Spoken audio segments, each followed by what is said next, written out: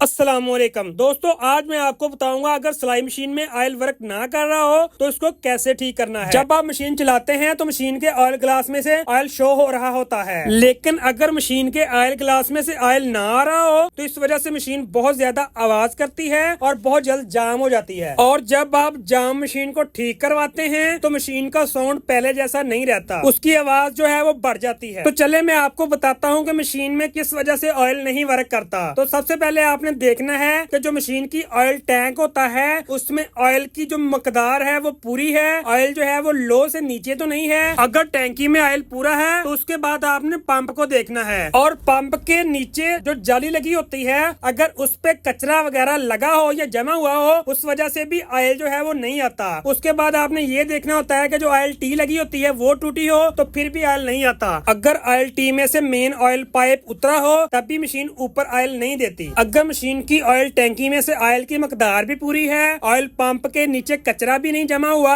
उसकी oil T भी ठीक है, ऑयल टी पे पाइप भी लगा हुआ है, तो आपने उसकी बैक प्लेट खोलनी है। बैक प्लेट खोलने के बाद मैं आपको बताता हूँ कि आपने क्या करना है। जो ऑयल पंप होता है उसने ऑयल जो है वो मेन ऑयल पाइप में देना होता है, और मेन ऑयल पाइप से जो तेल होता है वो जाता है बुश के अंदर और बुश से जाता है मेन शाफ्ट के अंदर। और आपने देखना है कि ये वाला जो मेन ऑयल पाइप है ये बुश से अगर उतरा होगा तब भी ऑयल जो है वो ऊपर नहीं आएगा। तो सबसे पहले आपने ये देखना है कि पंप आपका वर्क कर रहा है कि नहीं कर रहा। तो पंप को चेक करने के लिए आपने बुश में से ऑयल पाइप उतार लेना है और मशीन चलानी है। अगर पाइप में से ऑयल आ रहा हो तो आपका पंप ठीक है, तो शाफ्ट खराब है, शाफ्ट में कचरा है, तो इसका जो पाइप है उसमें से ही ऑयल नहीं आ रहा। ऑयल ना आने की दो वजह हो सकती है, यहाँ पाइप में कचरा है या पंप खराब है। तो सबसे पहले आपने बहुत एहतियात के साथ, आपकी ऑयल टी ना टूटे, आपने पाइप उतार लेना है और उतार के चेक करना है कि पाइप में कचरा वगैरह ना हो,